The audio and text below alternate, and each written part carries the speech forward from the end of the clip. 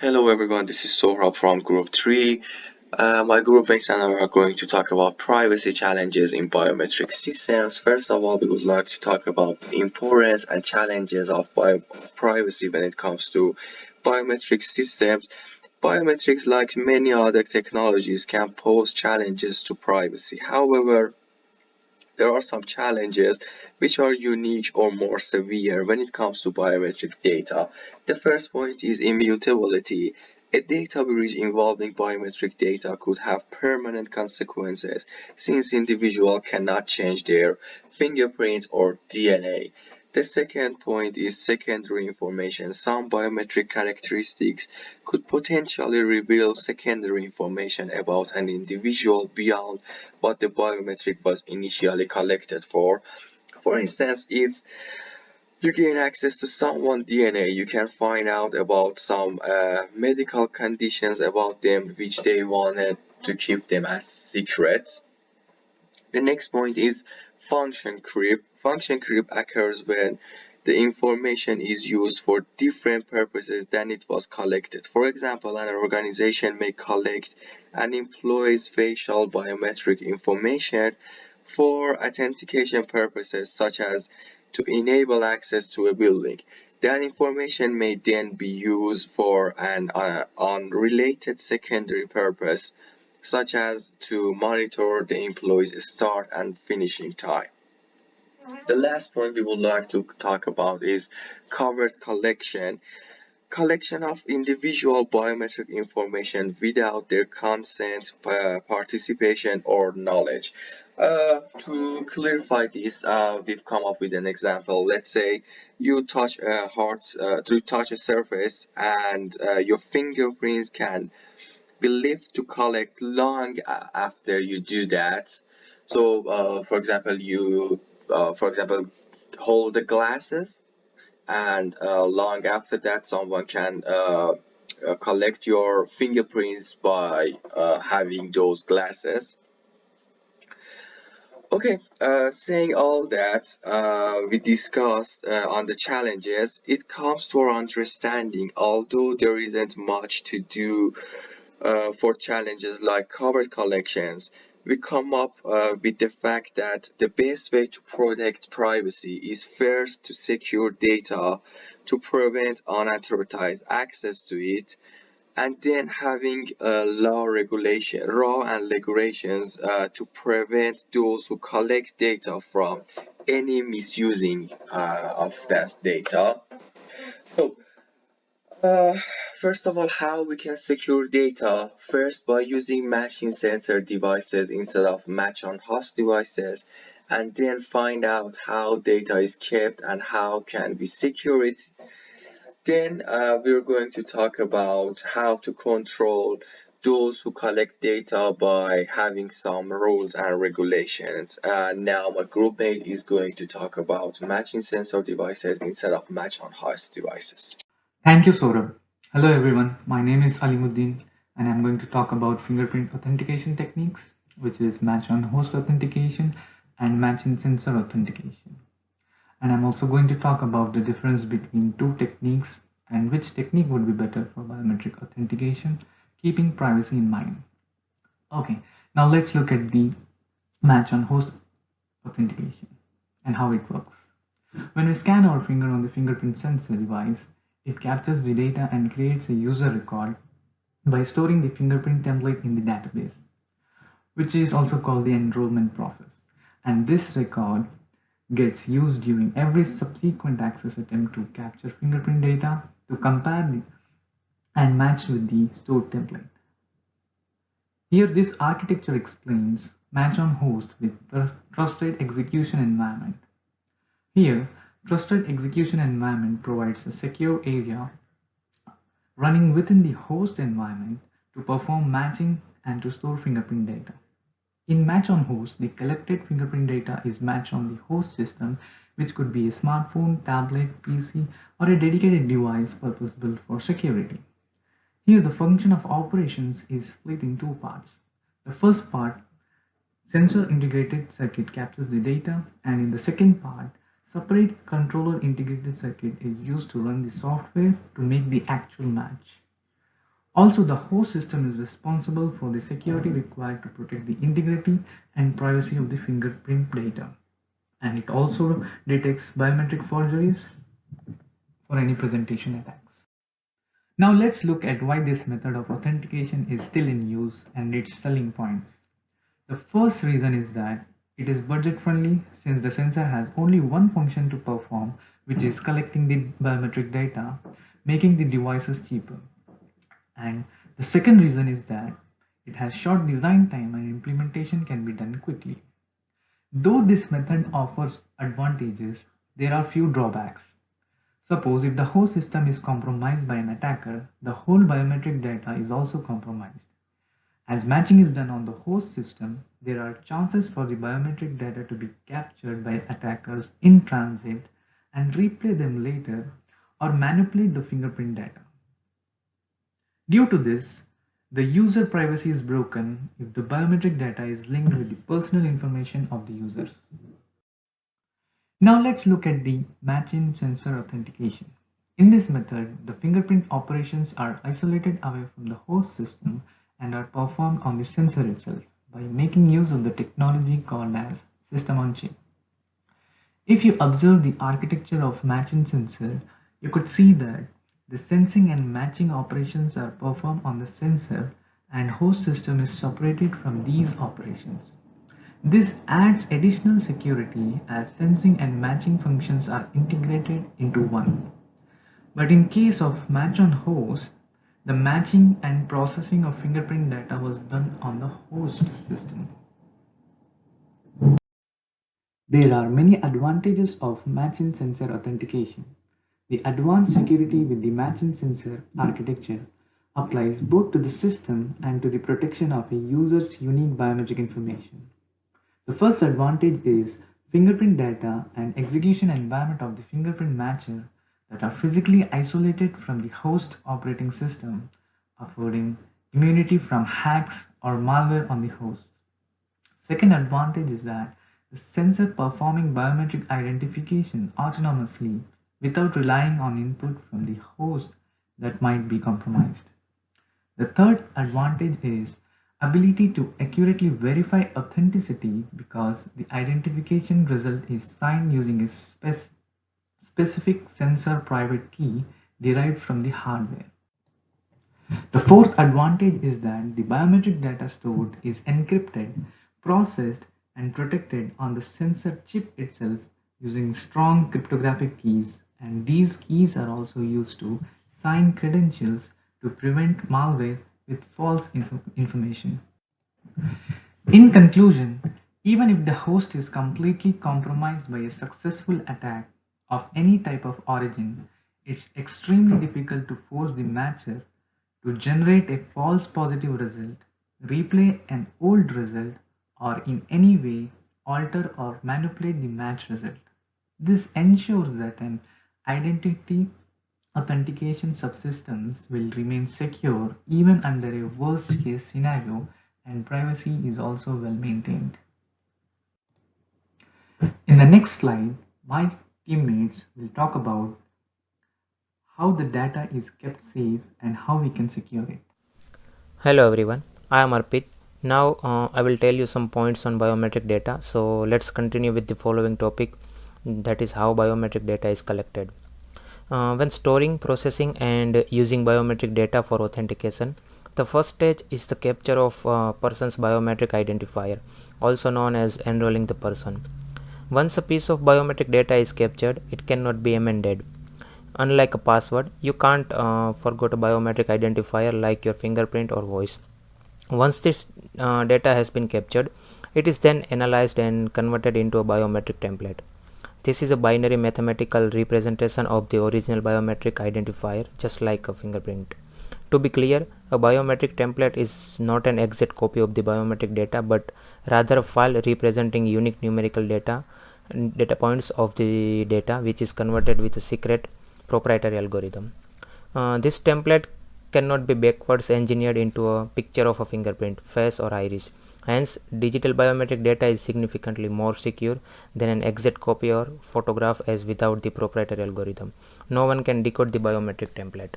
Okay, so now let's talk about advantages of biometric data regarding the nature of biometric. Fingerprint biometric has huge potential to enhance privacy and security. Some key advantages of this approach include: the first one is no retention of biometric template image. Many privacy and security concerns derive from storage and misuse of the biometric data. The second one is cancelable, various, and resilient identifiers. Biometric encryption allows people to use one biometric for numerous accounts.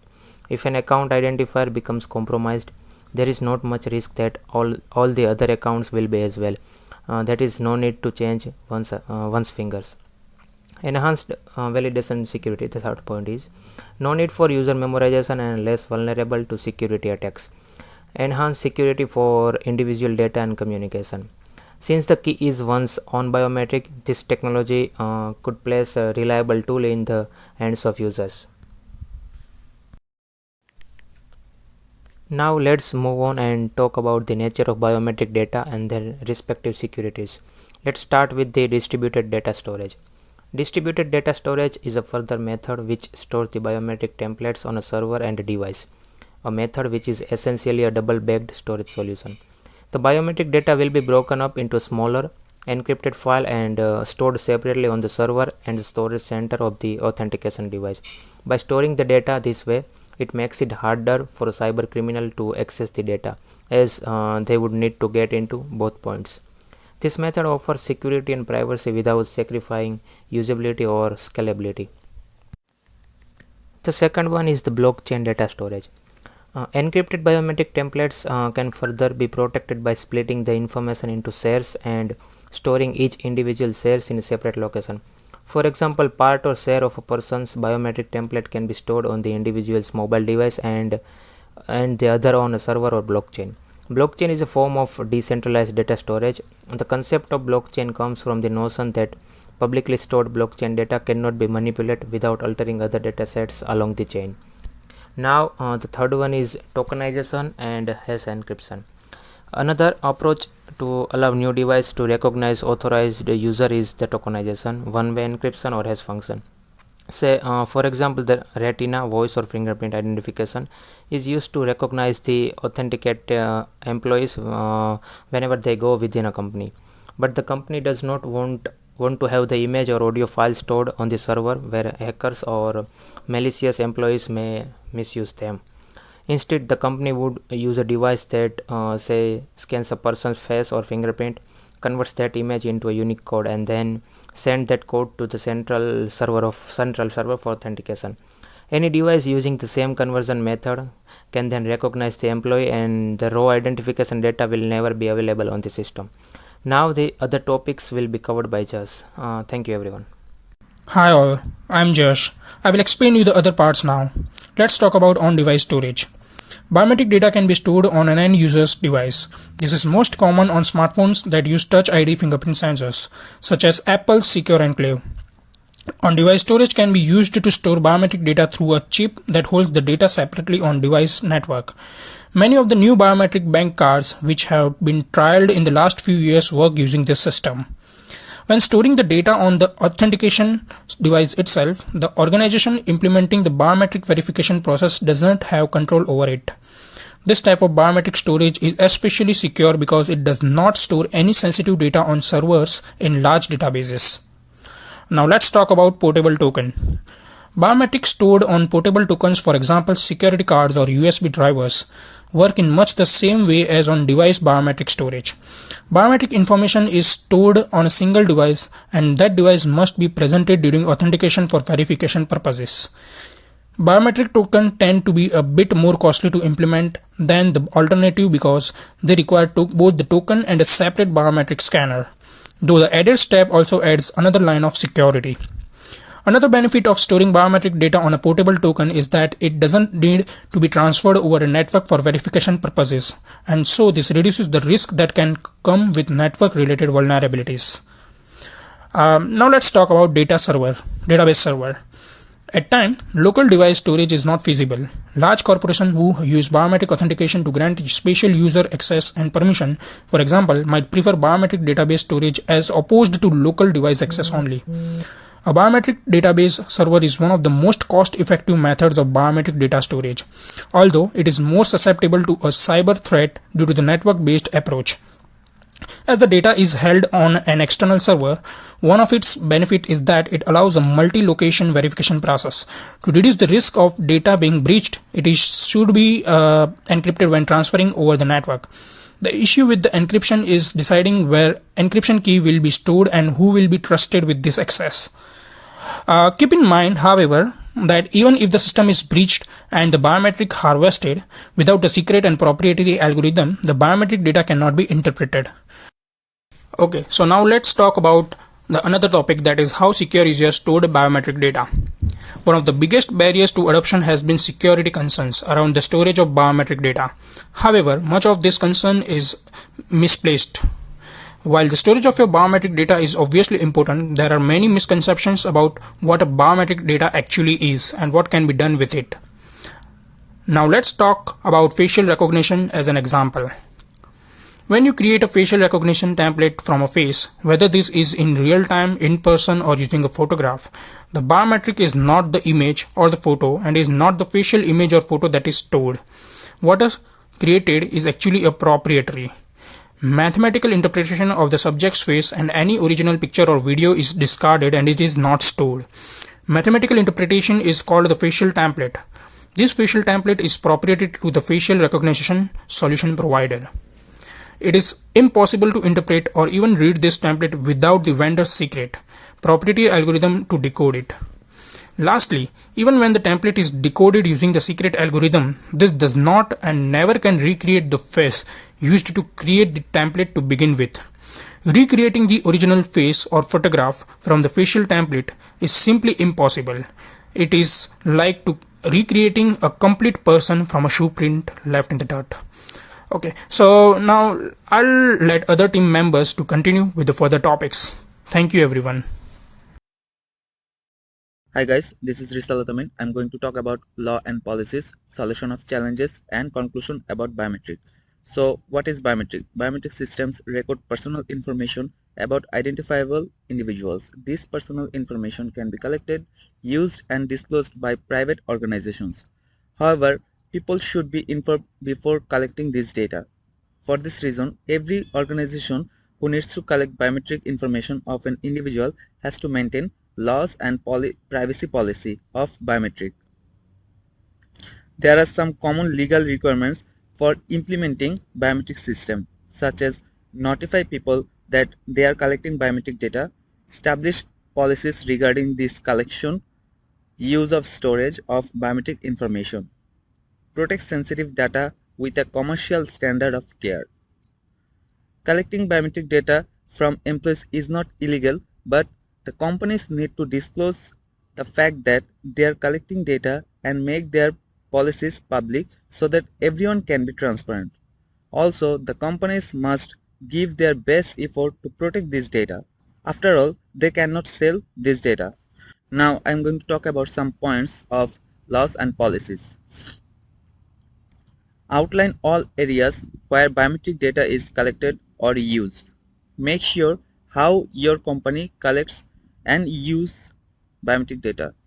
Determine who needs to be notified.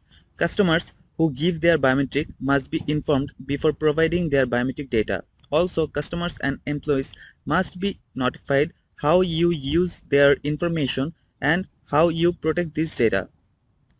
Create clear policies of collection, use, and retention. It must be required for businesses to make clear policies on how they collect, store, and use biometric data. On top of that, you will need to create a policy on how long that information will be retained along with disposal methods. These policies do need to be made public, which can expose you to liability if you are not in full compliance with them. As such, make sure your staff and management are properly trained on your policies and fully equipped to follow them. Constantly update your policies and practices. If any of your current policies end up being a bit out of line, make adjustments promptly. It's important to keep a close eye on legal developments in this area and adjust your internal policies as needed. Now, biometrics, like many other technologies, can pose challenges to privacy, and they have a solutions too. For instance, proactive privacy. Firstly, it is mandatory for any government or private sector organization proposing the use of a measure that could have implications for people's personal information to take privacy considerations into account from the start. Privacy impact assessments. Reviewing privacy impact assessments, a company may also conduct privacy audits of government or other organizations to ensure their activities are consistent with privacy laws. Stored in local storage. Biometric information should be stored locally rather than in central database. Local storage can include computer systems used by individuals or security tokens, such as smart cards held by end users. Centralized storage heightens the risk of data loss or the inappropriate cross-linking of data across systems. Local storage, by construct, gives individual more control over the personal information. Now, conclusion. Privacy is fundamentally about choice and control. The enjoyment of privacy includes choosing what personal information to reveal, to whom, and why. Many forms of biometric information, such as fingerprints and facial images, can also be collected without person's knowledge, let alone consent. Therefore, they can be used to monitor and track people's movement and behavior. For this reason, it is imperative that government institutions and other organizations think carefully before proposing initiatives that call for the collection, use, or disclosure of biometric information.